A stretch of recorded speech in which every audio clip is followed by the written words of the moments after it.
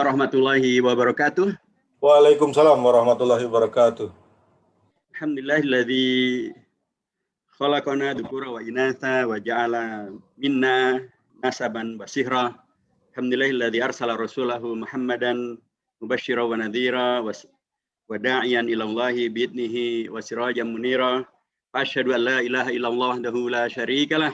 Asyhadu anna sayyidana Muhammadan abduhu wa rasuluhu wa safiyuhu alladzi la nabiyya ba'dah. Amma ba'd, hadirat al-mukarramat wal muhtaramat, para ustadzah sekalian, keluarga besar daripada Salimah dan para undangan yang saya hormati. Tadi Ustadzah Ambar, Ketua Salimah Jakarta. Bersama kita juga ada Ustadzah Rahma Wahyudi, Ketua PIRI Salimah Jakarta Pusat.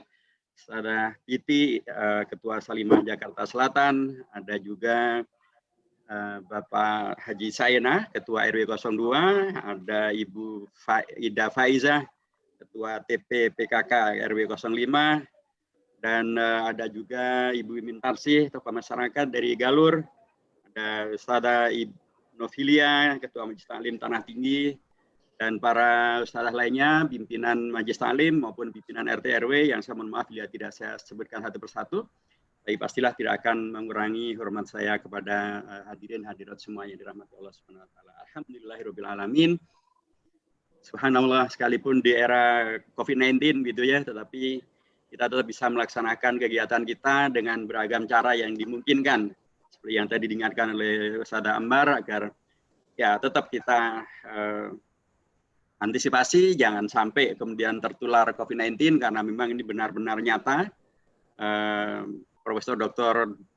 Dadang Hawari juga wafat kabarnya karena Covid-19, dan tadi malam ada 4 kiai dan ulama kita juga wafat, dan begitulah, ini adalah sebuah realita. Ada tadi disampaikan Pak Gubernur juga terkena, Pak Wagub juga terkena, kemudian Ibu Menteri Tenaga Kerja juga kena begitu. Jadi ini memang sebuah realita yang ya kita sebagai mukmin ya menerimanya sebagai bagian daripada fakta tentang kekuasaan Allah yang maha luar biasa. Kita mengimaninya, tetapi sekaligus dalam konteks iman ini, karena kita semuanya adalah sunni ahlussunnah wal jamaah, kita juga disyariahkan untuk ikhtiar untuk melakukan kasab, dan salah satu ikhtiarnya adalah ya mungkin menaati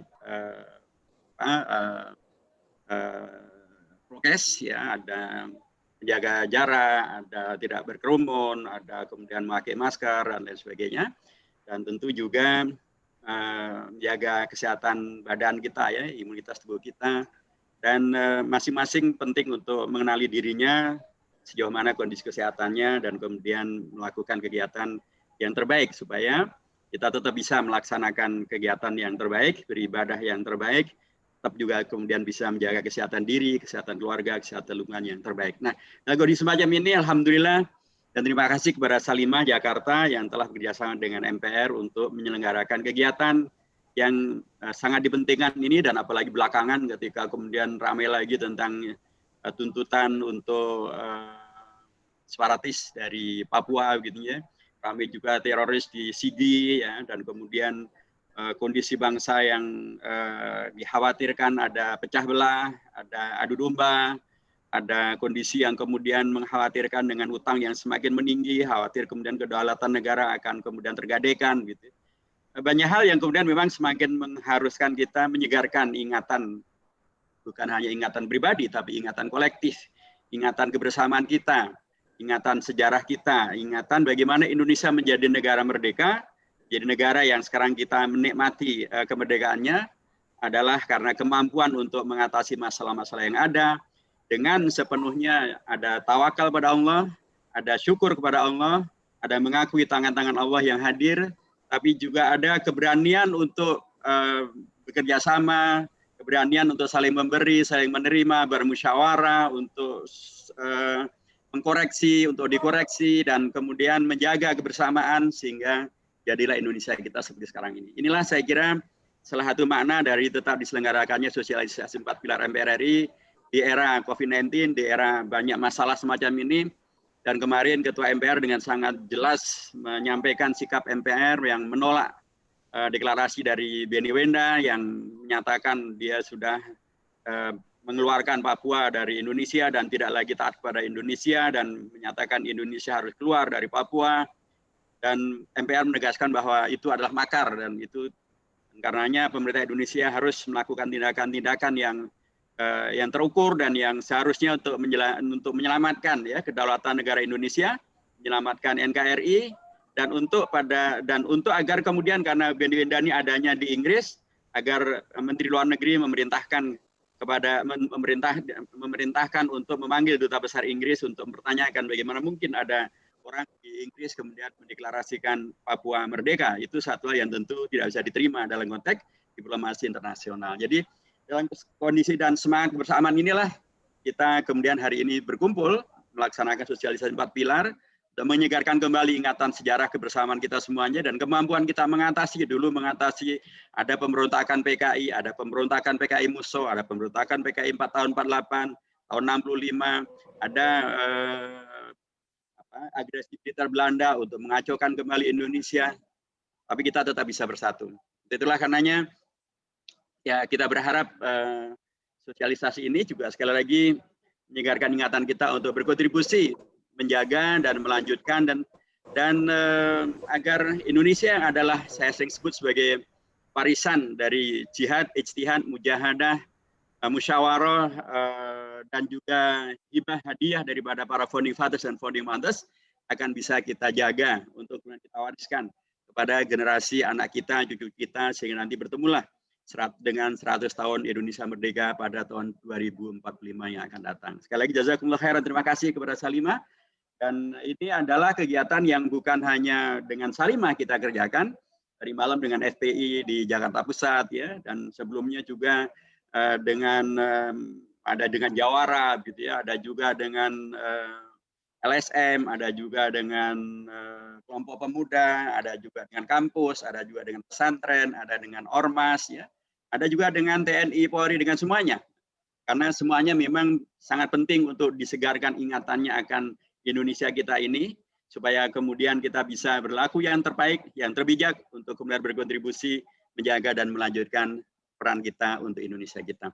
Baik, Bapak dan Ibu yang saya hormati, dan terkait dengan Salimah tentu kita bicara tentang bagaimana kemudian relasi antara Indonesia kita dengan kaum perempuan, dengan kaum muslimah. Seringkali ungkapannya adalah founding fathers, yaitu bapak bangsa. Terus kemudian ada kita-kita anak-anak bangsa. Loh, terus apa mungkin hanya ada bapak bangsa, ada anak bangsa, terus nggak ada ibu bangsa? Kan kita semuanya bukan LGBT ya gitu ya, pasti tidak mungkin. Ada bapak bangsa, ada anak bangsa, terus apa tidak ada ibu bangsa? Ada. Itulah yang saya populerkan gitu ya, istilah ibu bangsa. Founding mothers. Jadi selain ada founding fathers, ada founding mothers. Seringkali saya nak bertanya kepada para ibu-ibu ya, kalau sosialisasi di kalangan ibu-ibu, termasuk organisasi perempuan, saya tanya coba sebutkan siapa sih yang masuk kategori ibu bangsa. Ya, ibu tentu yang melahirkan gitu ya. Berarti dia terlibat langsung dengan lahirnya Indonesia merdeka. Sering saya tanyakan ini dan seringkali jawabannya belum ketemu. Saya nggak tahu kalau di Salimah ini barangkali ada yang raise hand menyampaikan jawaban, sebutkan 2 ibu bangsa kita dengan tepat dan perannya. Kalau benar 100% hadiahnya umroh, berangkat dari Jakarta. Kalau benarnya hanya 50%, hadiahnya umroh, tapi berangkatnya dari Tanim. Kalau benarnya hanya 30%, umroh juga, tapi berangkatnya dari Jeddah. Kan Jeddah juga mikot kata ulama Indonesia, kata MUI. Tapi kalau benarnya hanya sekitar 15%, umroh juga berangkatnya dari Tanim. Lumayan, saudara. Yang penting kan umroh gitu ya. Bisa raise hand siapa yang bisa menyebutkan 2 ibu bangsa kita? Ibu itu adalah yang melahirkan. Yang melahirkan itu artinya ada terlibat langsung. Ya. Kalau tidak terlibat langsung, mungkin namanya nenek bangsa, bukan ibu bangsa. Silakan. Mohon maaf, saya nggak dengar suaranya. Silakan Ibu.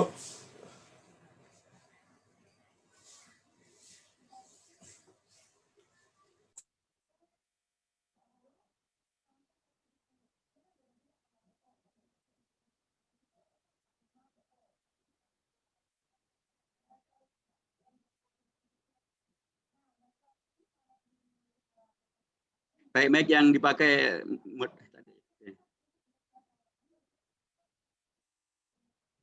Mohon maaf, saya belum dengar suaranya ya.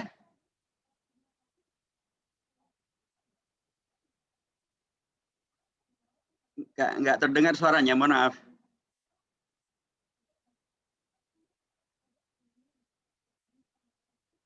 Saya nggak kedengaran suaranya sama saya. Nggak, mic yang tadi dipakai itu aja, Ibu Ambar tadi. Ya, Ustadz. Assalamualaikum, Ustadz. Waalaikumsalam warahmatullahi wabarakatuh. Saya Rahma Wahyuli, Ustadz, mencoba untuk menjawab. Tafadhol, silakan. Ya, founding mother kita adalah Ibu. Suaranya eko ya.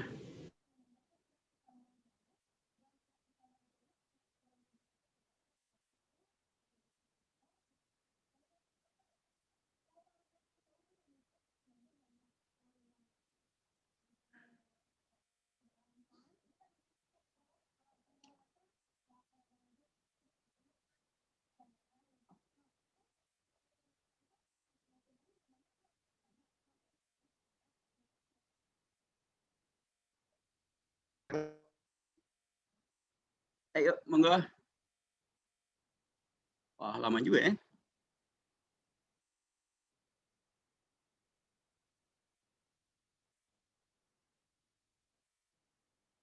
Silakan.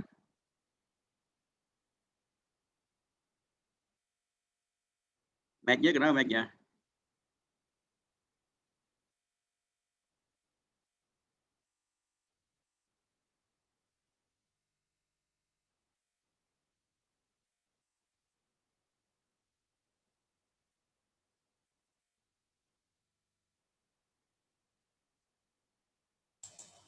Pakai HP-nya Nasrul aja, apa toh? Kelamaan nah, waktu habis.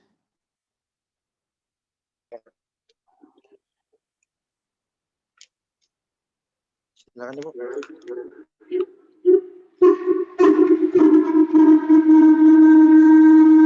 Gitu ya. Eko.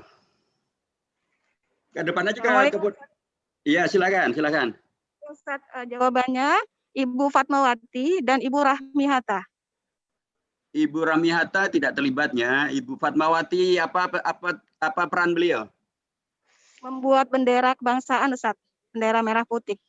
Baik, itu berarti 50% ya, karena Ibu Rahmawati tidak terlibat. Ibu Rahmawati nanti memang menjadi istri daripada Bung Hatta. Jadi bisa umroh berangkatnya dari Tanim. Dari Madinah. Jadi kapan antum mau berangkat nanti kabari saya untuk saya transfer. Oke, jazakallah khair. Ya. Jazakumullah, Ustadz. Baik, Ibu Rahmawati memang Ibu Fatmawati memang terlibat ya.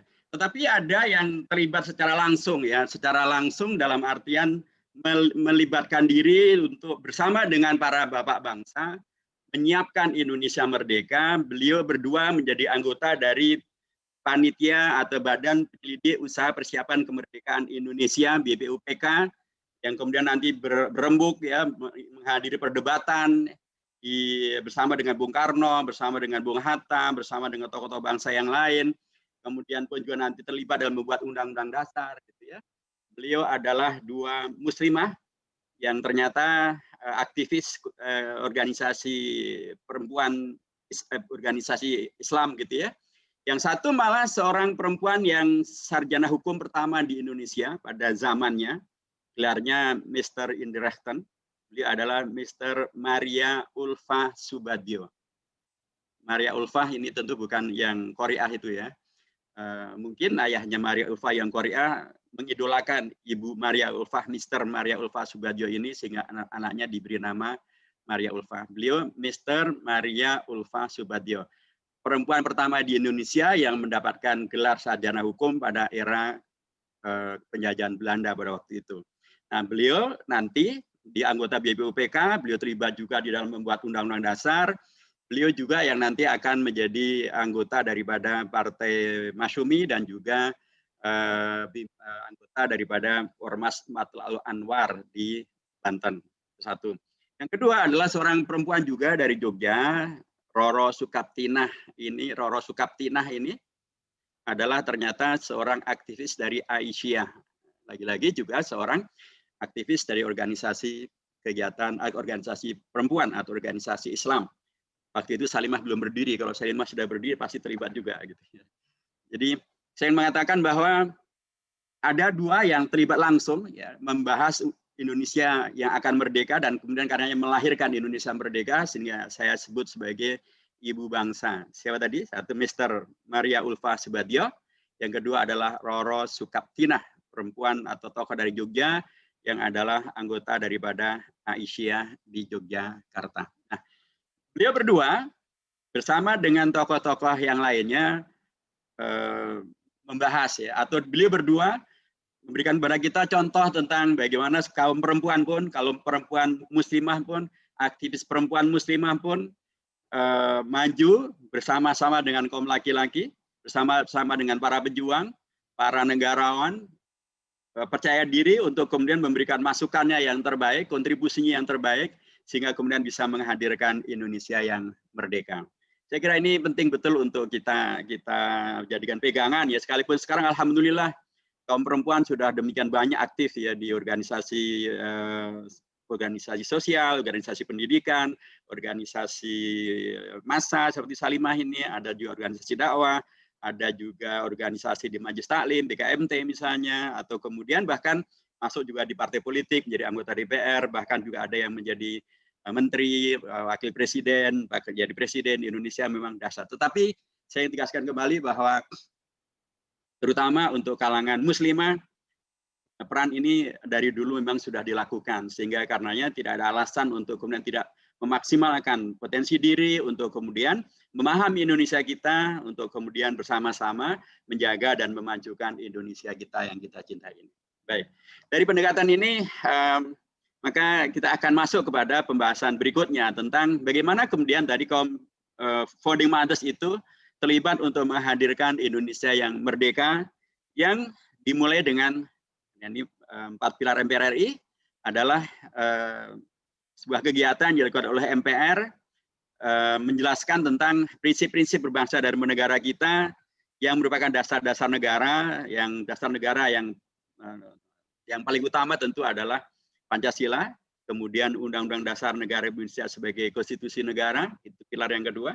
Kemudian NKRI sebagai bentuk negara, pilar yang ketiga, dan kemudian Bhinneka Tunggal Ika sebagai semboyan negara sebagai pilar yang keempat.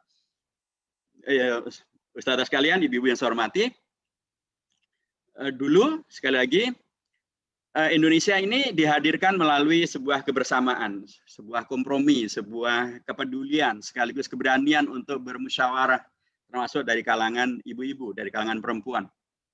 Ketika Jepang akan jatuh dan kemudian dia melihat bahwa Indonesia ini akan merdeka, karenanya dia mempersiapkan dengan dibentuknya BPUPK. BPUPK ini Badan Penyelidik Usaha Persiapan Kemerdekaan Indonesia, diketahui oleh seorang dokter, Dr. Rajiman Weddiodiningrat namanya. Nah, Dr. Rajiman Weddiodiningrat mengumpulkan sekitar 63-65 tokoh begitu, diantaranya 2 perempuan tadi itu. Kemudian beliau bertanya, kita mau mendirikan Indonesia merdeka, ini dasarnya apa? Ideologinya apa?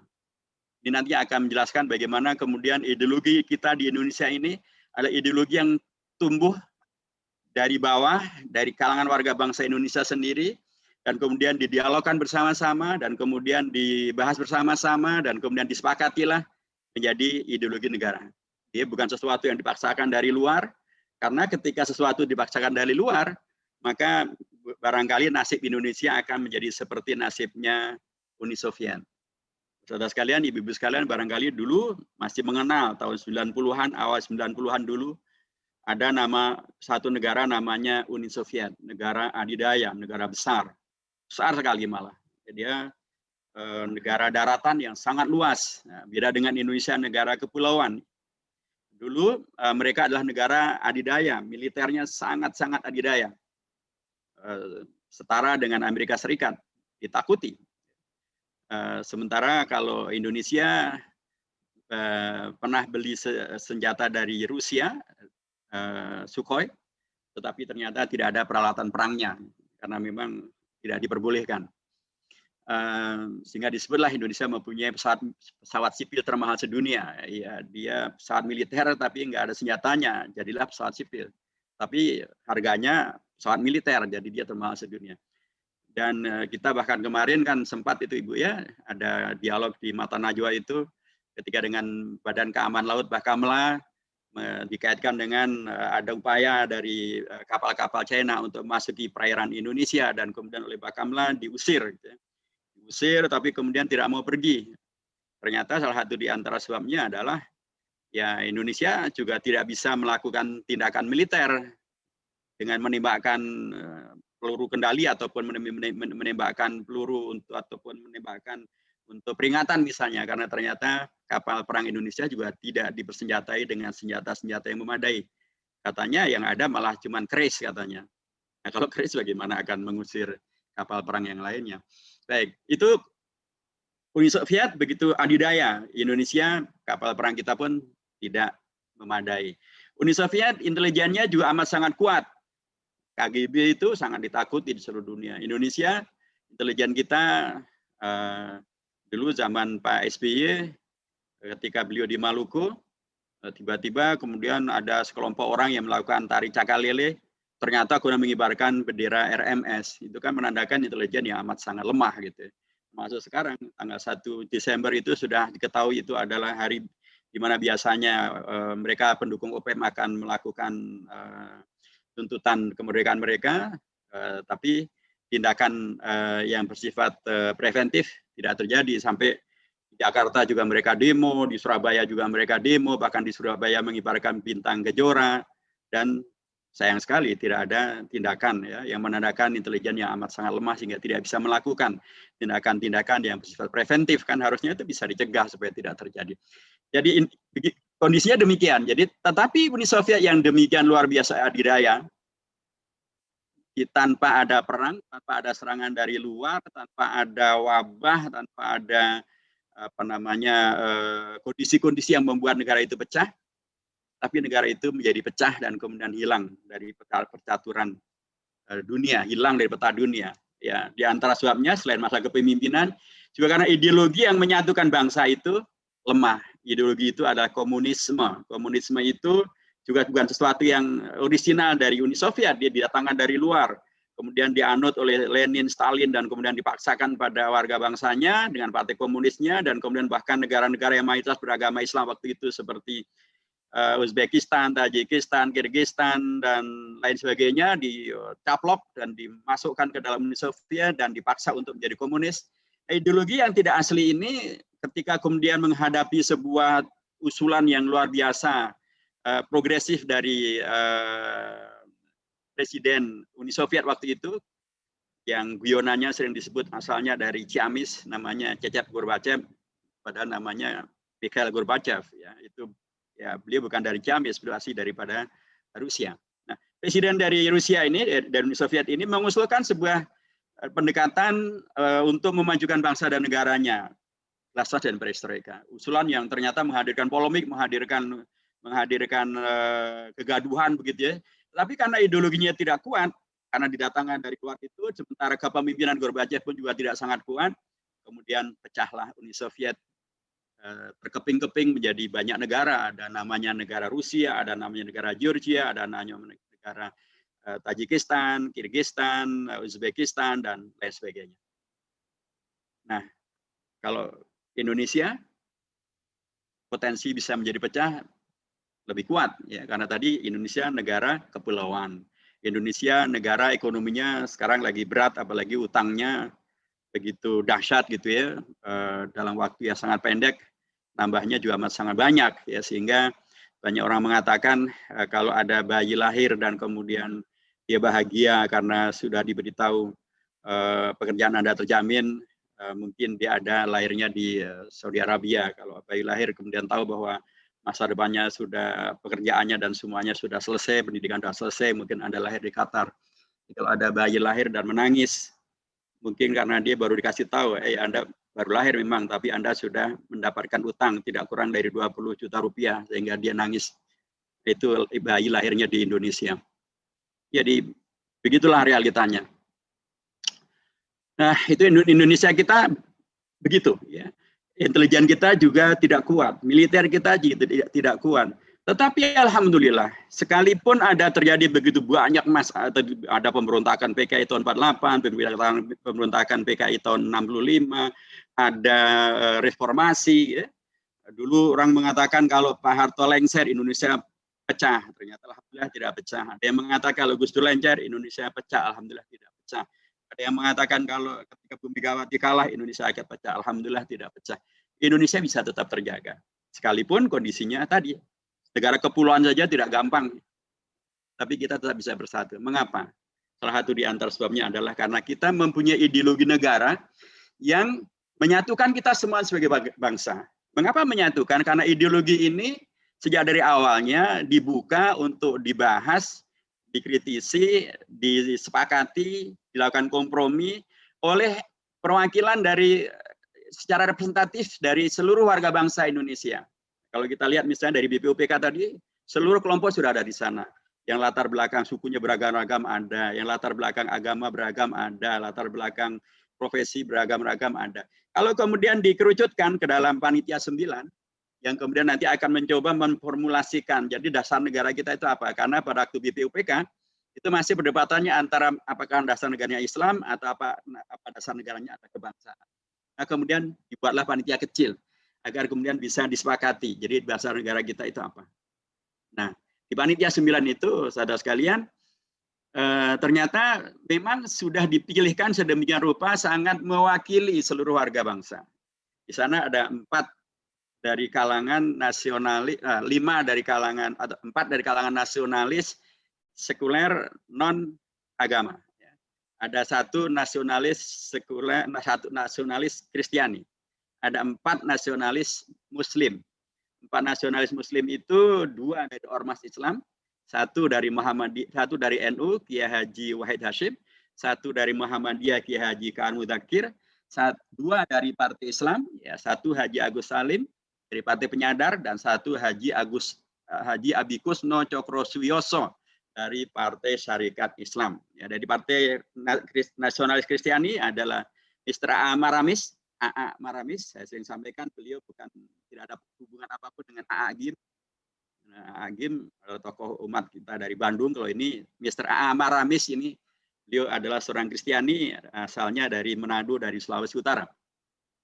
Kemudian ada 4 tokoh nasionalis kebangsaan yang tidak terafiliasi dengan agama, begitu ya. Sekalipun mereka semuanya adalah Muslim. Ada Insinyur Soekarno, ada Dr. Andes Muhammad Hatta, ada Mr. Muhammad Yamin, ada Mr. Ahmad Subarjo. 9 tokoh ini dengan keragaman yang dari situ sudah bisa kita lihat, ada Jawa, ada luar Jawa, ada ahli ekonomi Dr. Andes, ada ahli teknik sains Insinyur Soekarno, ada ahli hukum Mr. ada dari pesantren ya Kiai Haji Ahmad Kiai Haji Wahid Hasyim, ada alumni Al-Azhar Mesir Kiai Haji Kaan Mudzakkir, ya, ada yang dari Partai Islam, adik daripada Cokro Aminoto, ada yang seorang tokoh Partai Islam otodidak Haji Agus Salim, sekalipun beliau tidak secara formal adalah tamatan dari sekolah-sekolah formal tingkat tinggi, tapi beliau menguasai begitu banyak bahasa asing yang beliau kuasai lebih daripada 6. Ya. Wawasan internasionalnya sangat luar biasa. Itulah para tokoh bangsa yang kemudian menyepakati Piagam Jakarta. Nah, di dalam Piagam Jakarta itu ada Pancasila. Ya, Pancasilanya ada di alinea yang keempat.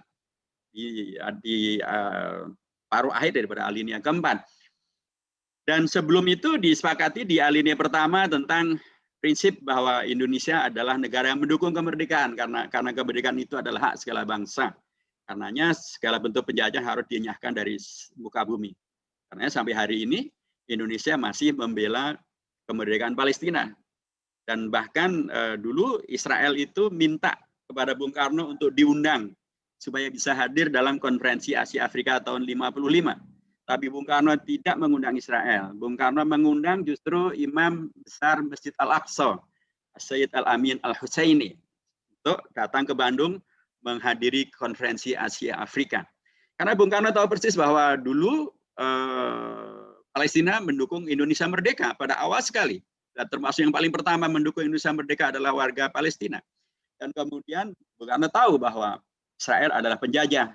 Mengapa tahu? Karena Bung Karno sebagai ketua Panitia 9, beliaulah yang kemudian mencetuskan tadi Piagam Jakarta yang pembukaannya dimulai dengan prinsip tentang mendukung kemerdekaan dan menolak segala bentuk penjajahan. Karenanya Bung Karno lah yang mengatakan bahwa selama Israel menjajah Palestina, maka selama itu juga Indonesia tidak membuka hubungan dengan Israel. Nah, inilah yang kemudian kita dapatkan. Para presiden berikutnya pun juga membuat sikap yang sama.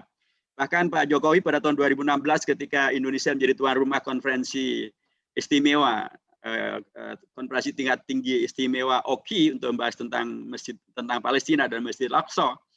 Pada waktu itu Pak Jokowi secara terbuka mengajak kepada negara-negara OKI untuk memboikot Israel. Gitu ya. Dan bahkan pada pidato di PBB kemarin secara virtual juga beliau sekali lagi menegaskan tentang dukungan untuk Palestina merdeka. Inilah yang mestinya terus difokuskan usahanya, terus diseriusi ya.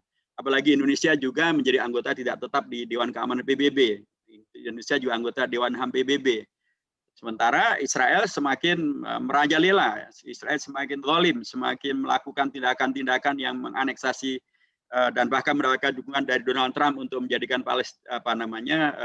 Yerusalem sebagai ibu kota bagi negara Israel. Padahal itu bertentangan dengan prinsip bahwa Palestina lah yang justru yang beribu kota nanti di Yerusalem. Nah, sayangnya belakangan justru ada informasi yang menyebar dan kemudian menjadi polemis karena ada sikap dan atau kebijakan dari Dirjen Imigrasi, Kementerian Hukum dan HAM untuk membolehkan atau untuk membuka fasilitas calling visa mengizinkan warga Israel bila akan datang ke Indonesia. Memang ada syarat-syaratnya, tetapi membuat ini saja sudah mengesankan seolah-olah sudah tidak ada masalah dengan Israel. Seolah-olah Indonesia punya hubungan diplomatik dengan Israel, padahal Indonesia tidak punya hubungan diplomatik dengan Israel, padahal Israel masih menjajah Palestina.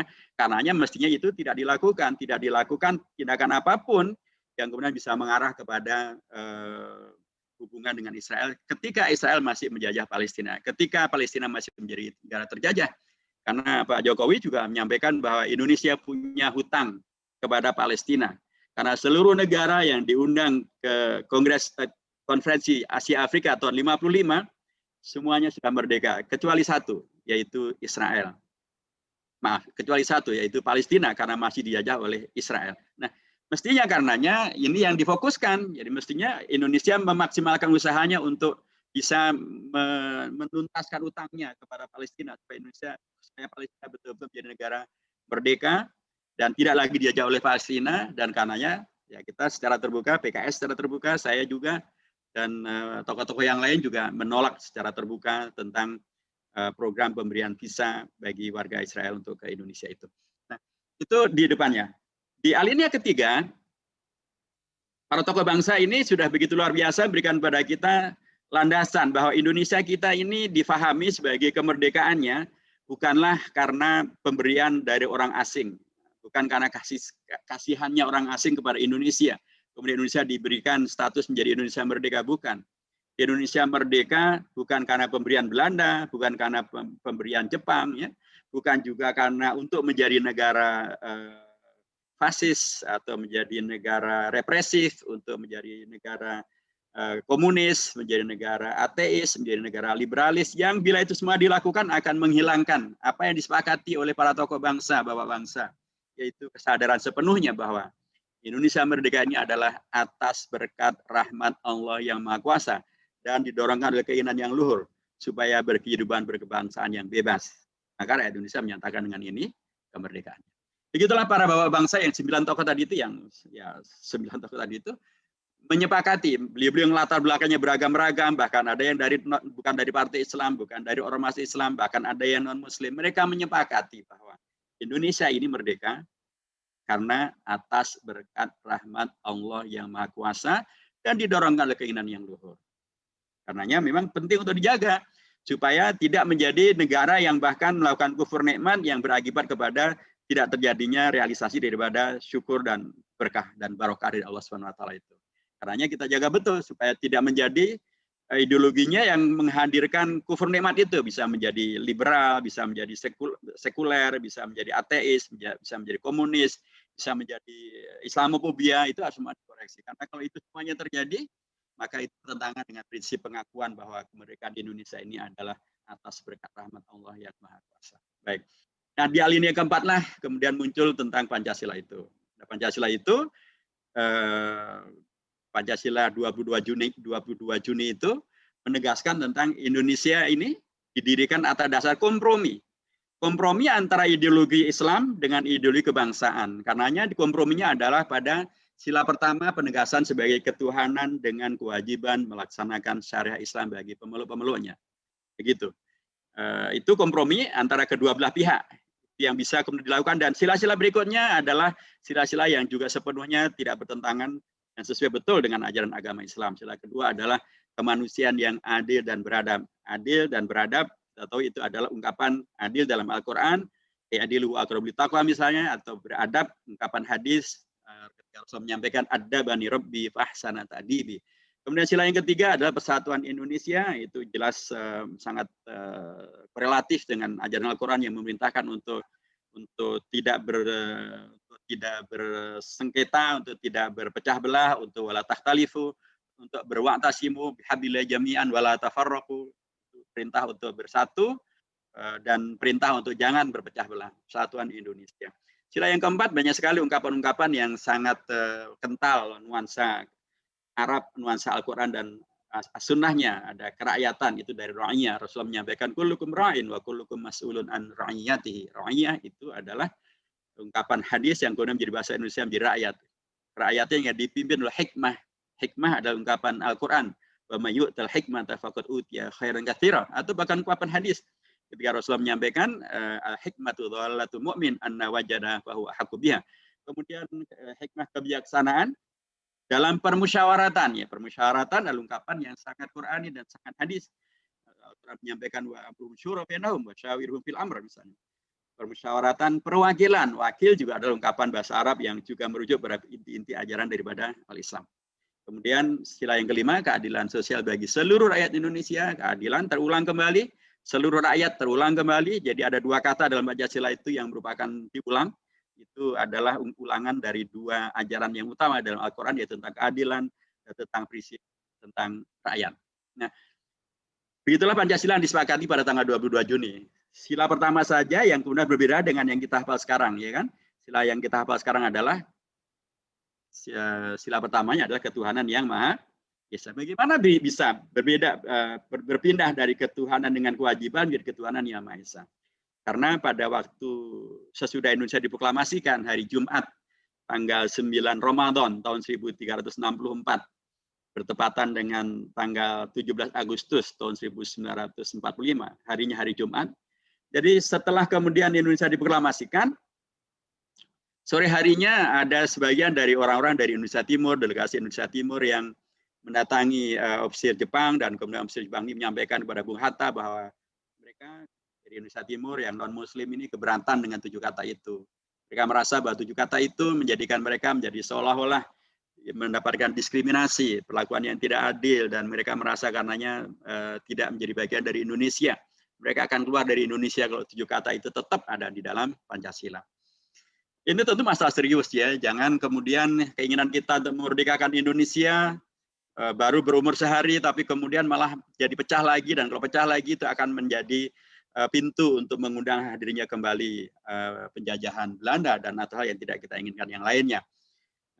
Suatu hal yang tentu sangat dimengerti. Karenanya Bung Hatta segera menemui 4 tokoh umat Islam. 4 tokoh umat Islam itu satu dari NU Kiai Haji Wahid Hasyim, satu dari Muhammadiyah Ki Bagus Hadikusumo, Ketua PB Muhammadiyah waktu itu malah, kemudian satu dari Partai Islam Indonesia Mr. Kasman Singo Dimejo, dan satu dari tokoh dari Indonesia Barat, dari Aceh Sumatera Utara, Mr. Tauku Muhammad Hasan. Sampaikanlah masalah ini.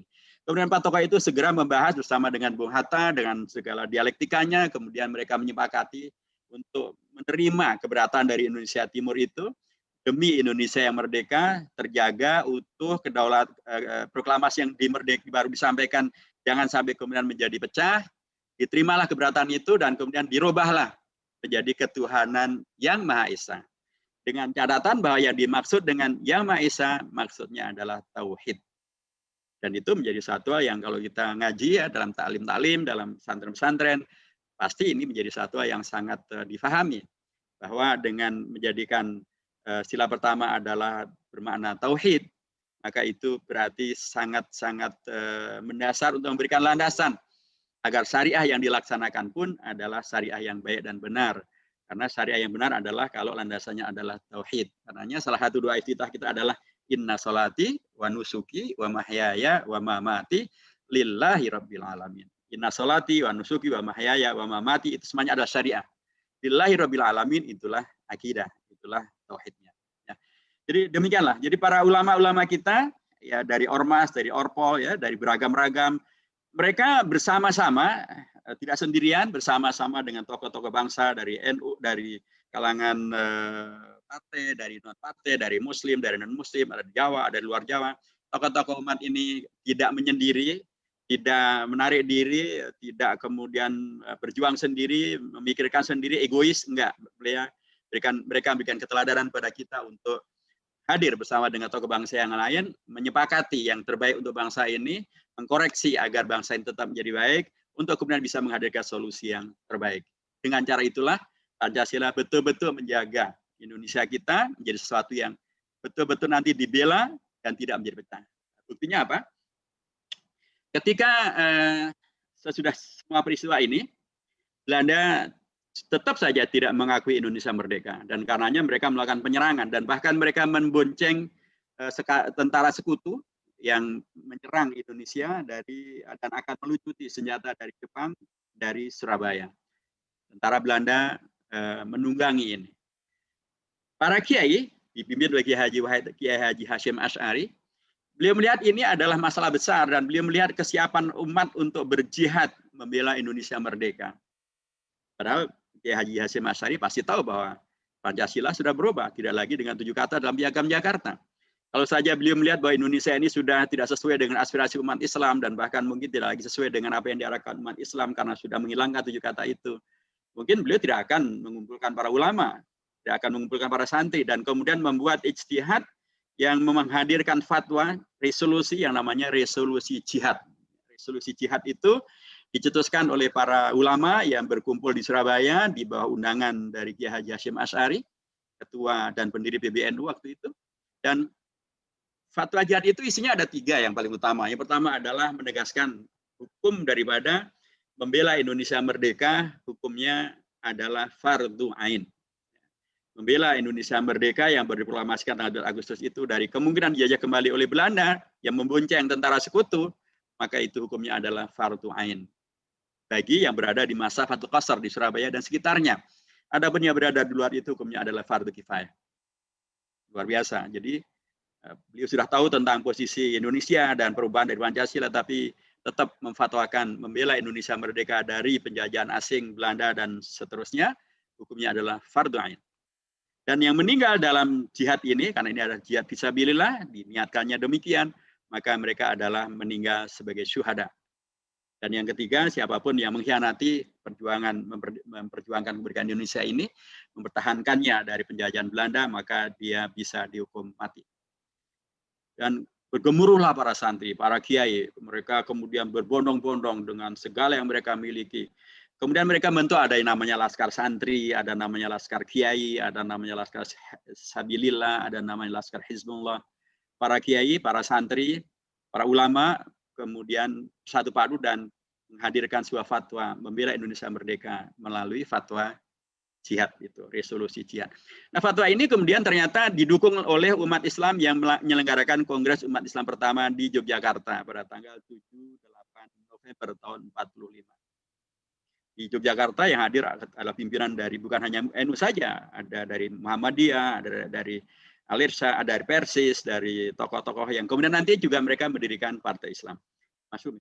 Kemudian nanti Muhammadiyah juga ternyata membuat satu fatwa tentang jihad juga, namanya Amanat Jihad. Amanat Jihad Muhammadiyah ini dibuat tahun 46, bulannya Mei, tanggalnya 28 Mei tahun 46. Amanat Jihad itu menegaskan agar seluruh bangsa maju ke depan membela Indonesia merdeka agar kita bisa tetap merdeka. Jadi kalau boleh kita simpulkan bahwa Indonesia dengan Pancasilanya, dengan NKRI-nya, dengan Undang-Undang Dasarnya, dan kemerdekaannya dengan segala perubahan yang sudah ada itu, ternyata sejak dari awal diterima oleh bangsa Indonesia, bahkan oleh ulama Indonesia, para santri Indonesia, oleh ormas-ormas di Indonesia, oleh NU, oleh Muhammadiyah, bahkan mereka membuat resolusi jihad, membuat amanat jihad untuk memerdekakan dan menyelamatkan Indonesia merdeka dari kemungkinan dijajah kembali oleh Belanda. Bahkan itu dari satu jalur. Ada jalur yang lain, jalurnya Habib. Karena ternyata para Habib juga mempunyai peran yang luar biasa untuk mendukung Indonesia merdeka ini. Dengan segala kondisi yang tadi saya sampaikan itu. Ada Habib yang biasa hanya disebut sebagai H. Mutahar. Inilah yang mengubah dua lagu yang selalu dinyanyikan kalau kita memperingati Hari Kemerdekaan Indonesia tanggal 17 Agustus. Sering hanya disebut sebagai H. Mutahar. H itu kadang-kadang disebut sebagai Haji, ada yang disebut sebagai Hans. Ya. Padahal beliau adalah Al-Habib Muhammad bin Hussein Al-Mutahhar. Al-Mutahhar itu adalah salah satu salah satu marga keturunan Rasulullah seperti As-Segaf, Al-Jufri, Al-Idrus, dan lain sebagainya. Nah, beliau menciptakan lagu dimulai dengan syukur malah. Lagu syukur itu, himne syukur dibuat oleh beliau tahun 45. Kemudian Hari Merdeka itu dibuat oleh beliau tahun 46. Ya. Dan tentu kita semuanya hafal ya dengan dua lagu ini. Konon nih, kawan-kawan kita dari Madura, konon menyanyikannya dengan agak unik gitu ya. Karena lalu untuk lagu Hari Merdeka, konon mereka menyanyikannya dengan begini. 16 Agustus tahun 45, itulah hari kemerdekaan kita. Kemudian orang mengatakan, salah Pak Ustadz, bukan 16 Agustus. Kawan-kawan kita tetap aja nyanyian 16 Agustus tahun 45, bukan 16, 17. Tapi kawan-kawan kita mengatakan nyanyinya begini, 16 Agustus tahun 45, besoknya hari kemerdekaan kita, besoknya ya 17 Agustus juga gitu. Jadi para Habib itu demikian luar biasa menciptakan karya agar kita, bangsa Indonesia ini, umat Islam di dalamnya, menerima Indonesia merdeka itu dengan sukacita, dengan senang, dengan bersemangat, dengan khusyuk, dengan mendalami dalam bentuk himne syukur itu. Sampai setingkat itu. Dan kemudian ketika kemudian Bung Karno menyampaikan proklamasi Indonesia merdeka, itu kan jam 10 pagi ya, hari Jumat. Setelah itu kan beliau datang ke rumahnya dan ke masjid daripada Habib Ali Kuitang. Ya, beliau biasa di tempatnya Habib Ali Kuitang, dan beliau datang ke sana, Bung Karno ke masjidnya Habib Ali Kuitang, dan kemudian Ali bin Abdurrahman Al-Habsyi Kuitang, dan kemudian menyampaikan tentang Indonesia baru saja diproklamasikan. Habib Ali bin Abdurrahman Al-Habsyi Kuitang segera kemudian menyampaikan informasi itu ke seluruh jaringannya, ke seluruh muridnya, sehingga menyebarlah ke seluruh penjuru di Indonesia. Pada waktu itu belum ada TV, belum ada radio. Radio masih sangat terbatas gitu ya, belum ada apalagi handphone, belum ada SMS, WA, apalagi Instagram, apalagi Facebook, belum ada semuanya. Karenanya disebarkannya melalui jalur tadi, ada pengajian, ada jalur, sampailah juga kemudian ke Palu, ke tempatnya Habib Sis Al-Idrus, kakek daripada Dr. Salim Segaf Al-Jufri, ketua Majelis Syuro PKS sekarang ini. Dan kemudian Habib Al-Idrus yang kemudian Habib Sis Al-Idrus yang mendirikan Al-Khairat di Palu dan menyebarkan Islam di Indonesia Timur dengan Al-Khairatnya. Kemudian beliau pun juga menyambut itu dengan syairnya. Beliau bikin syair yang demikian luar biasa mendalam maknanya, yang intinya adalah dia menyambut Indonesia merdeka, menyambut bendera merah putih yang berkibar-kibar. Beliau mendukung Bung Karno sebagai Presiden Indonesia dan mendoakan agar semuanya sukses. Itulah para habaib yang demikian luar biasa, ya, membuat bangsa Indonesia ini mengetahui Indonesia sudah merdeka dan menerimanya supaya mencintainya dengan syair, dengan lagu, gitu ya. Dan bukan berhenti di situ saja. Ada dua sultan ya, ada dua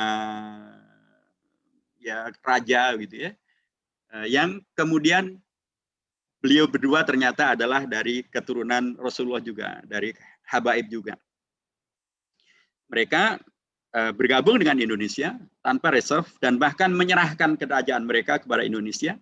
Dan bukan itu saja, bahkan juga membantu dengan materi. Dua kerajaan itu adalah, yang pertama adalah Kerajaan Pontianak di Kalimantan Barat.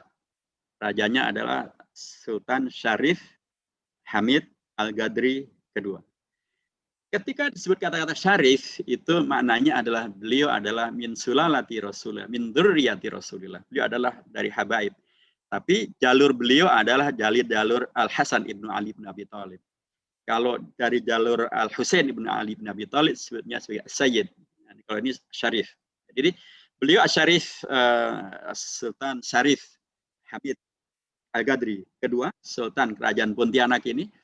Ketika Indonesia merdeka, maka beliau bergabung dengan Indonesia merdeka dan membantu Indonesia dengan 300 meriam dan senjata untuk mempertahankan Indonesia. Ada lagi Sultan Syarif Kasim kedua. Ini Sultan dari Kerajaan Siak Indrapura di Riau.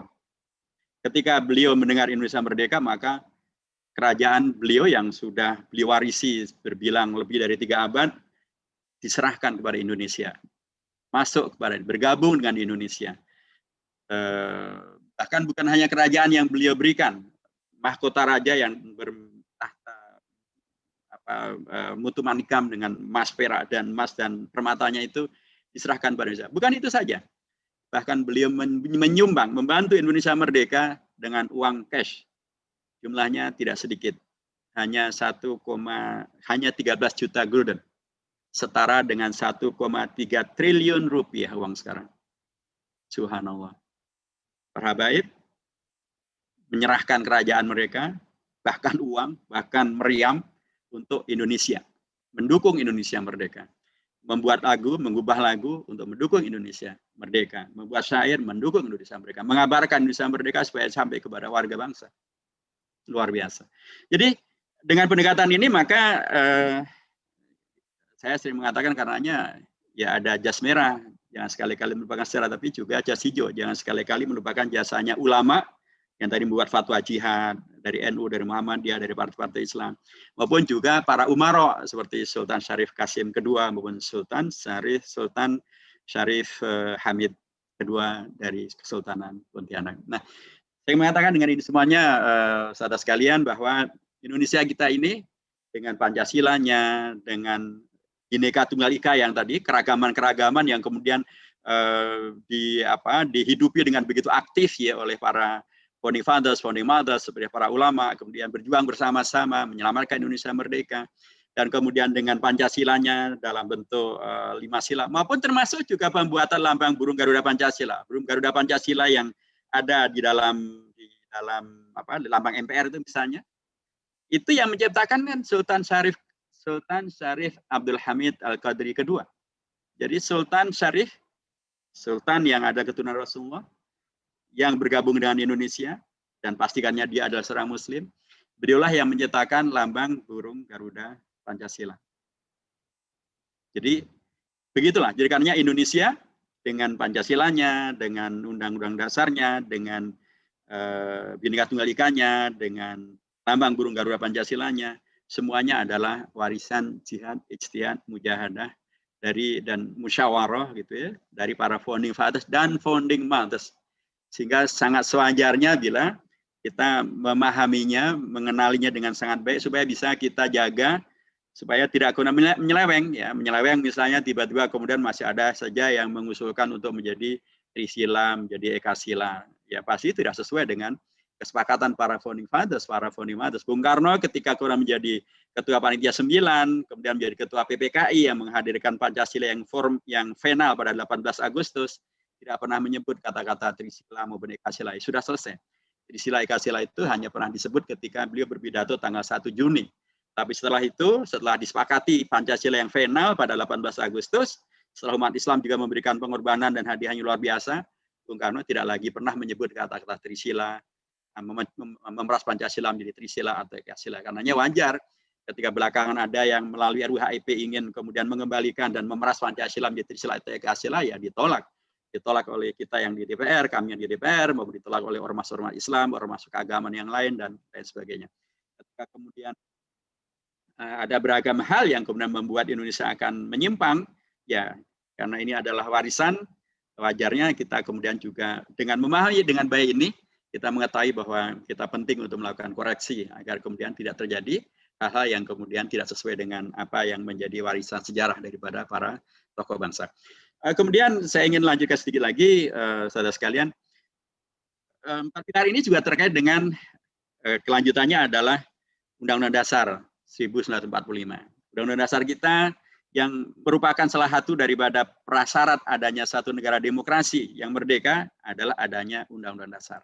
Nah, Undang-Undang Dasar ini dulu dibuat dengan cepat, ya. Yang penting kita merdeka, kita punya Undang-Undang Dasar dulu. Kata Bung Karno, nanti kalau kita sudah ada waktu, kita sudah relatif stabil, kita buat Undang-Undang Dasar yang lebih baik. Tapi ternyata perjalanan sejarahnya tidak mudah.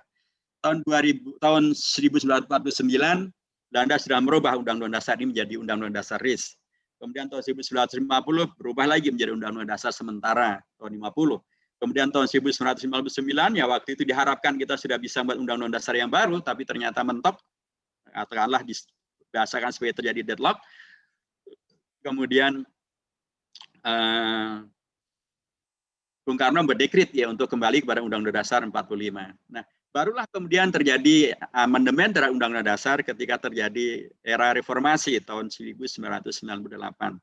Di antara tuntutannya adalah untuk melakukan amandemen terhadap Undang-Undang Dasar. Nah, amandemen Undang-Undang Dasar ini dikerjakan oleh MPR waktu itu sebagai lembaga tertinggi negara yang memang diberikan hak oleh Undang-Undang Dasar untuk melakukan perubahan terhadap Undang-Undang Dasar.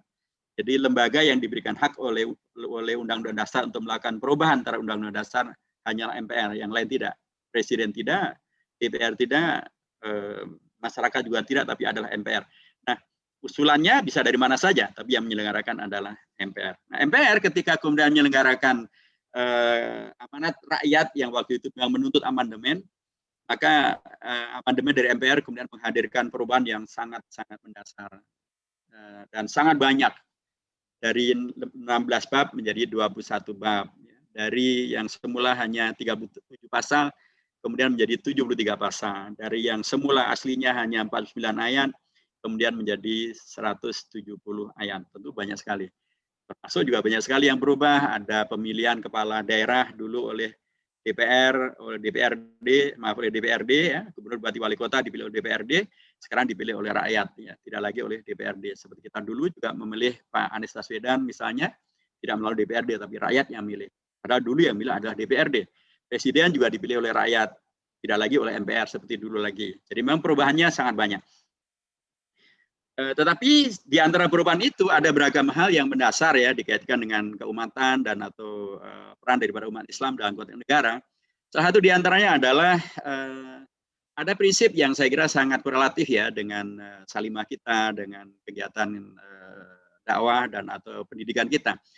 Dulu dalam Undang-Undang Dasar itu tidak ada ungkapan yang namanya iman dan takwa, tidak ada sama sekali. Bahkan ketika ada yang mengusulkan agar iman dan takwa itu diatur atau masuk dalam ketentuan GBHN, maka beliau mendapatkan reward begitu, ya, bahwa yang bersangkutan dipecat dari keanggotaan di MPR. Hanya mengusulkan iman takwa ke dalam GBHN, tapi hasilnya dipecat. Tapi kemudian sekarang ini iman takwa dan tambah akhlak mulia itu malah masuk ke dalam Undang-Undang Dasar, bukan lagi GBHN. Masuk ke dalam Undang-Undang Dasar di pasal 31 ayat 3. Pemerintah menyiapkan suatu pendidikan nasional yang meningkatkan keimanan, ketakwaan, akhlak yang mulia dalam rangka mencerdaskan kehidupan bangsa. Jadi pendidikan baik yang formal maupun yang non formal, karenanya menjadi sangat penting untuk mementingkan adanya peningkatan, bukan hanya sekedar iman takwa, tapi peningkatan keimanan, ketakwaan, akhlak yang mulia dalam rangka mencerdaskan kehidupan bangsa. Nah, kalau ini kemudian betul-betul bisa dilaksanakan, pastilah kemudian beragam masalah teratasi, problem tentang narkoba, problem tentang masalah pornografi, porno aksi, problem tentang masalah KDRT, problem masalah korupsi, problem masalah kejahatan anak-anak atau tawuran antar pelajar, semuanya pasti bisa diatasi. Karena kalau semuanya orientasinya adalah pada iman, takwa, akhlak yang mulia, ya insya Allah tidak akan terjadi kejahatan-kejahatan itu. Tapi kejahatan itu masih terjadi, karenanya dengan memahami ada prinsip dasar yang telah diberikan Undang-Undang Dasar, kita menjadi punya ruang untuk melakukan koreksi, tapi sekaligus punya ruang yang luas untuk kemudian kita bisa berperan maksimal untuk mendakwahkan nilai-nilai iman, takwa, akhlak yang mulia, dan itu semuanya ada satu hal yang sangat konstitusional karena itu bagian daripada Undang-Undang Dasar. Dan saya yakin kalau itu adalah kalau itu bisa dilaksanakan, itu sangat membantu rekan-rekan RT, rekan-rekan RW, ormas-ormas Islam, termasuk juga negara, untuk kemudian bisa mewujudkan cita-cita Indonesia merdeka ketika seluruh anak didik tumbuh kembang dalam konteks iman dan takwa dan hal yang terus bertambah dan terus meningkat. Ada juga prinsip tentang masalah agama yang kemudian bisa dirujuk di dalam hal yang terkait dengan hak asasi manusia. Kan ada nih kelompok LGBT minta untuk diakui karena ngakunya terkait dengan hak asasi manusia. Komunisme minta diakui, alasannya hak asasi manusia. Undang-Undang Dasar kita tegas di pasal 28C ayat 2 bahwa yang namanya hak asasi manusia di Indonesia bukan hak asasi manusia yang liberal, yang semua orang boleh melakukan apa saja. Hak asasi manusia di Indonesia tetap diatur agar tidak bertentangan dengan undang-undang yang berlaku di Indonesia dan tidak bertentangan dengan hak asasi manusia yang lain, termasuk tidak bertentangan dengan agama yang diakui di Indonesia. Dan agama di Indonesia pasti tidak mengakui adanya LGBT, tidak mengakui adanya komunisme, karena itu semuanya bertentangan dengan ajaran agama. Jadi Undang-Undang Dasar kita beri dasar yang luar biasa. Tapi tetap saja Undang-Undang Dasar kita tidak merubah di pasal 29 ayat 1. Negara berdasarkan kepada ketuhanan yang Maha Esa. Termasuk yang tidak bisa dilakukan perubahan adalah disepakati oleh MPR pada waktu itu ada dua. Pertama adalah pembukaan Undang-Undang Dasar. Pembukaan Undang-Undang Dasar tidak bisa dirubah karena prinsip tentang membela kemerdekaan Palestina tadi misalnya itu abadi, tidak bisa dilakukan perubahan. Prinsip bahwa Indonesia ini adalah kemerdekaannya adalah atas berkat rahmat Allah yang Maha Kuasa itu juga tidak bisa dilakukan perubahan. Prinsip kewajiban negara untuk melindungi dan memajukan seluruh tumpah darah Indonesia juga tidak bisa dirubah, itu adalah kewajiban. Prinsip agar kemerdekaan Indonesia itu menghadirkan bangsa dan negara yang bersatu, berdaulat, adil dan makmur juga tidak bisa dilakukan perubahan. Sehingga karenanya tugas negara untuk melakukan itu. Termasuk prinsip tentang Pancasila yang final 18 Agustus tidak bisa dirubah menjadi Pancasila tanggal 1 Juni atau Pancasila 22 Juni. Pancasila yang disepakati adalah Pancasila 18 Agustus dengan penjelasan yang tadi telah disampaikan. Jadi karenanya sekali lagi wajar kalau kemudian umat menolak, bangsa menolak ketika ada yang ingin membawa kembali Pancasila ke dalam Pancasila 1 Juni atau Pancasila yang bisa diperas menjadi Trisila, menjadi Ekasila, ditolak karena itu tidak sesuai dengan kesepakatan Founding Fathers dan Founding Mothers. Jadi itu yang tidak bisa dirubah. Yang tidak bisa dirubah yang kedua adalah tentang bentuk negara kesatuan Republik Indonesia. Jadi ibu-ibu dan bapak semuanya, dulu para Founding Fathers itu memang menyepakati Indonesia akan kita merdekakan ini adalah bukan negara kerajaan. Kalau negara kerajaan kan sudah ada kerajaan-kerajaan begitu banyak. Dan kalau kerajaan ya mungkin Indonesia tidak bisa bersatu karena setiap kerajaan mempunyai kedaulatannya sendiri-sendiri. Karenanya bukan negara kerajaan. Juga bukan negara federal. Kalau negara federal seperti Amerika Serikat misalnya, Indonesia akan dengan mudah pecah. Karena negara federal itu cocoknya adalah untuk negara daratan. Padahal negara federal seperti Uni Soviet saja pecah. Apalagi kalau Indonesia negara kepulauan adalah dipakai negara federal. Sangat mudah untuk segera menjadi negara yang pecah. Karenanya disepakati bukan negara federal, tapi negara Kesatuan Republik Indonesia, NKRI. Itulah karenanya itu dipatrikan di bab 1, pasal 1, ayat 1 Undang-Undang Dasar, yang kemudian dikunci oleh MPR pada periode sebelum saya menjadi ketua MPR, pada periode 1999-2004, bahwa tentang bentuk negara kesatuan Republik Indonesia tidak bisa dilakukan perubahan. Itu di pasal 37 ayat 5. Yang di luar itu bisa dilakukan perubahan. Di luar tentang pembukaan Undang-Undang Dasar, di luar tentang yang terkait dengan NKRI bisa dilakukan perubahan. Dan itu diatur di dalam pasal 37 ayat 1, 2, 3, dan 4. Di sana diberikan aturan bahwa usulan perubahan bisa diagendakan oleh MPR bila diajukan oleh sekurang-kurangnya sepertiga anggota MPR. Anggota MPR kita sekarang adalah seluruh anggota DPR ditambah seluruh anggota MPR, anggota DPD jumlahnya 575 ditambah 136 menjadi 711. Jadi sepertiganya sekitar 236 sekitar itu. Jadi kalau usulan misalnya nanti saudara sekalian dari Salimah mengkaji dan kemudian mendapatkan bahwa prinsip tentang terhadap prinsip persamaan di Undang-Undang Dasar di pasal 27 ayat 1 itu baru mengatur tentang masalah persamaan di depan hukum, tapi belum secara prinsip mengatur persamaan dalam konteks hak yang benar untuk perempuan dan laki-laki. Misalnya akan diusulkan. Atau pasal 28B ayat 1 tentang hak untuk membentuk keluarga. Karena di sana ditegaskan bahwa membentuk keluarga dan melanjutkan keturunan melalui pernikahan yang sah. Jadi, karenanya kalau LGBT kumpul kebo tidak boleh sekalipun mengaku keluarga karena pernikahan mereka tidak sah.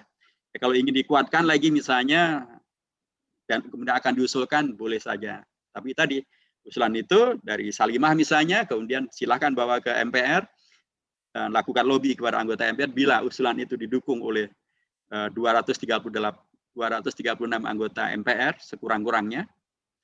Kemudian usulan itu disampaikan secara tertulis, itu diaturan di pasal 37 ayat 2.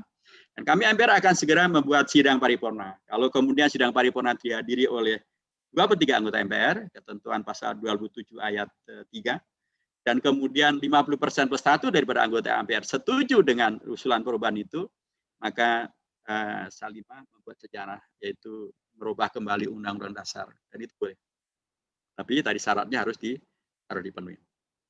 Nah, saya ingin masuk pada yang terakhir tentang MPR atau tentang NKRI yang adalah merupakan pasal yang tidak bisa dilakukan perubahan.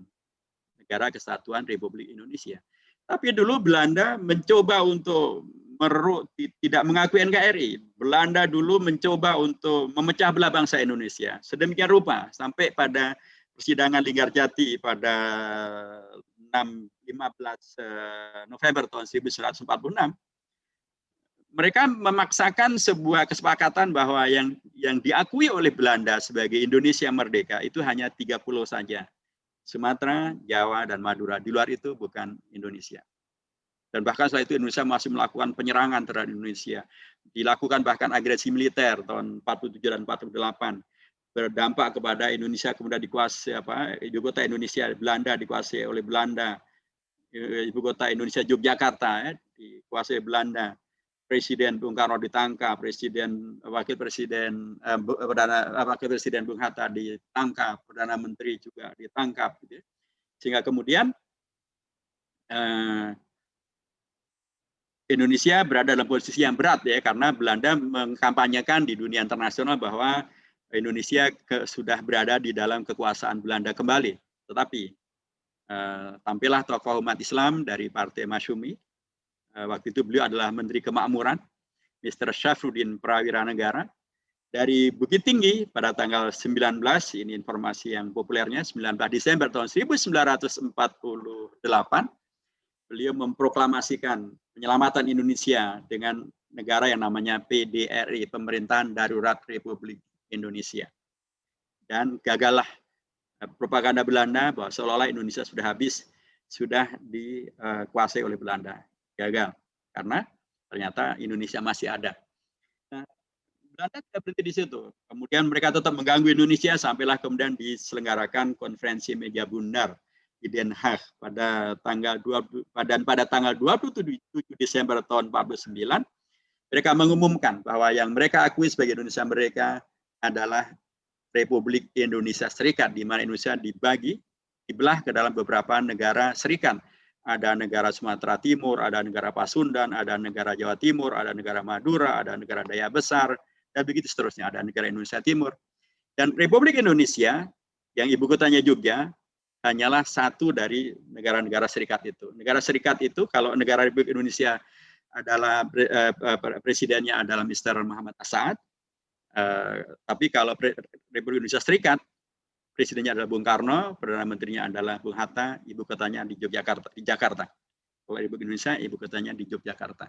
Nah, pada tanggal 27 Desember tahun 49, NKRI habis, tidak ada NKRI. Karena berubah menjadi Republik Indonesia Serikat. Undang-Undang Dasar 45 juga berganti menjadi Undang-Undang Dasar RIS. Nah, gimana ceritanya kok kemudian RIS tidak ada, dan yang ada sekarang adalah NKRI. Dan bahkan tadi Ustaz Ambar menyampaikan NKRI harga mati. Gimana ceritanya? Bukannya sudah habis?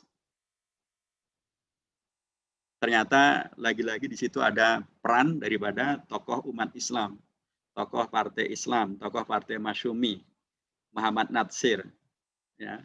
Ketika beliau mempidatokan pada tanggal 3 April tahun 1950, beliau menyampaikan di sidang paripurna DPR RIS, setelah beliau berkeliling dan mendengarkan aspirasi daripada negara-negara federal, gitu ya.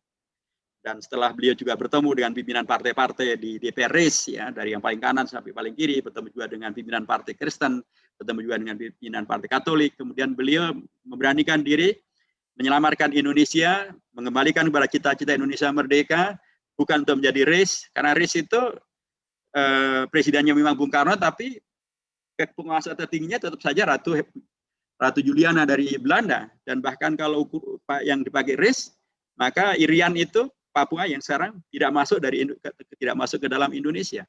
Maka Bung Karno menolak. Maka Bung Muhammad Natsir menolak. Partai Masyumi menolak RIS, gitu ya, menolak konferensi meja bundar karenanya mereka tidak mau masuk ke dalam kabinet. Mereka berada di luar kabinet, mereka berada di parlemen, dan di parlemen mereka menyelamatkan Indonesia untuk kembali kepada cita-cita Indonesia merdeka, yaitu menjadi NKRI. Dia berpidato tanggal 3 April tahun 1950, pidatonya namanya adalah Mosi Integral, dan dari Mosi Integral itulah kemudian diterima pidato itu oleh Bung Hatta sebagai Perdana Menteri, kemudian diterima oleh Presiden Soekarno, dan kemudian pada tanggal 17 Agustus tahun 1950 diproklamasikanlah NKRI.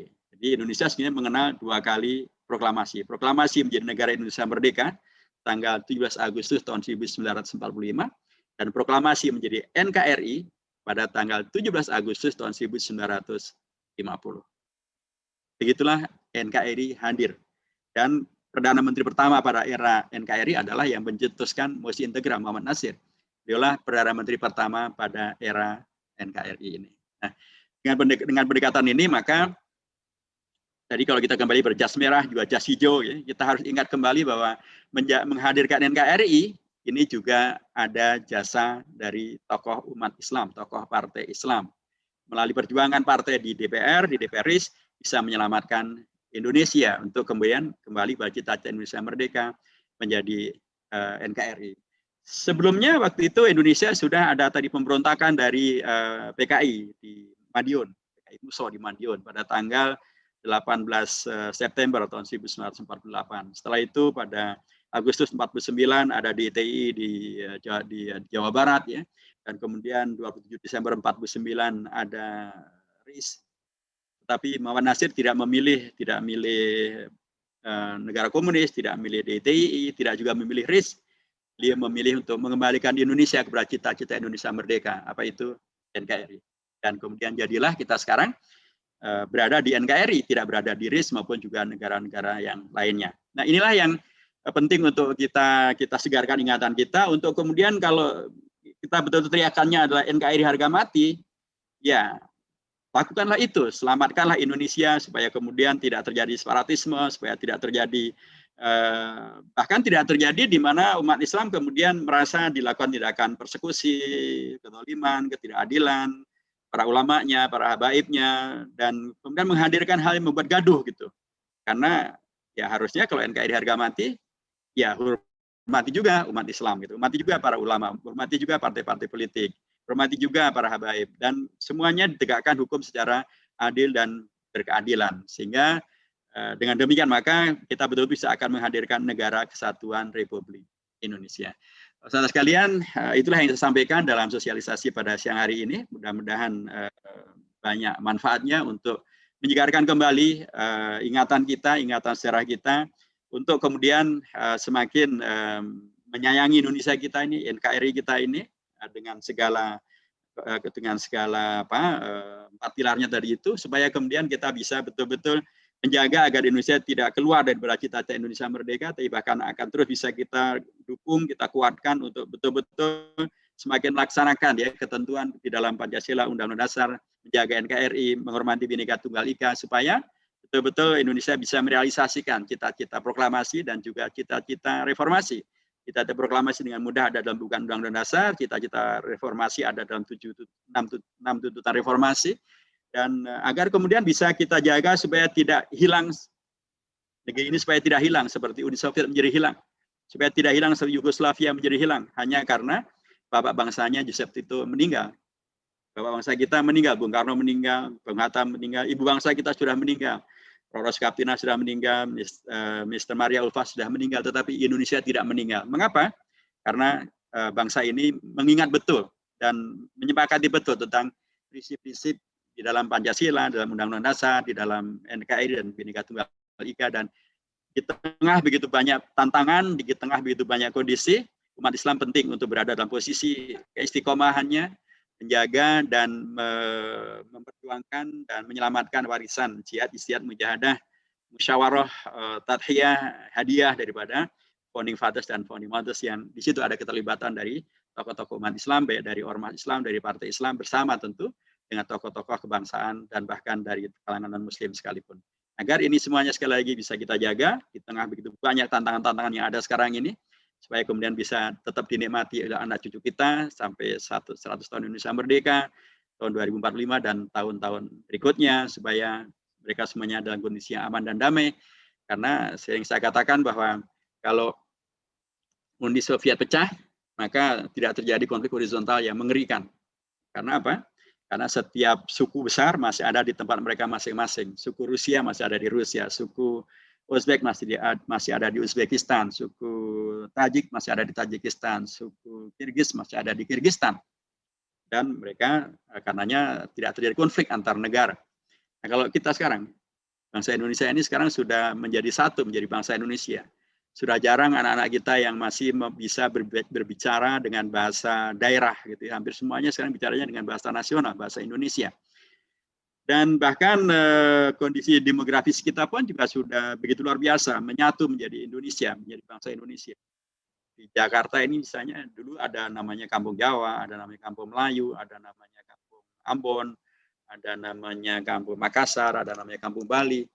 Dulu demikian. Tapi sekarang ya kampung itu masih ada, tetapi penduduknya sudah begitu luar biasa bercampur, ya. Bahkan di Jakarta ini mayoritas penduduk bukan lagi warga Betawi, tapi justru adalah orang Jawa, dan kedua adalah orang Sunda, dan kemudian ada yang mengatakan ketiga adalah Betawi, ada yang mengatakan keempat, ketiga adalah Minang, baru keempat adalah Betawi, dan itu seterusnya. Kita sudah menjadi satu. Nah, kalau sampai kemudian terjadi Indonesia pecah, ini tentu akan menghadirkan sebuah tragedi yang amat sangat tidak kita inginkan, karena dampaknya amat sangat membahayakan.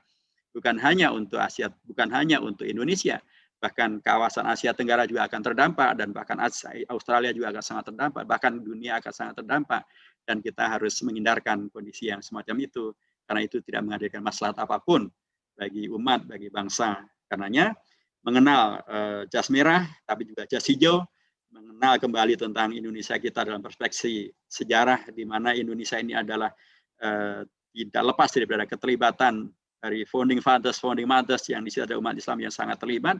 Ini penting untuk selalu kita jaga supaya kita bisa berperan serta menjaga Indonesia, memajukan Indonesia, menyelamatkan Indonesia, supaya tidak dibajak oleh mereka yang ingin mengadu domba antara umat Islam dengan negara, umat Islam dengan tentara, mengadu domba untuk kepentingan asing, mengadu domba untuk agar Indonesia tetap menjadi lemah supaya bisa dikuasai oleh kepentingan asing.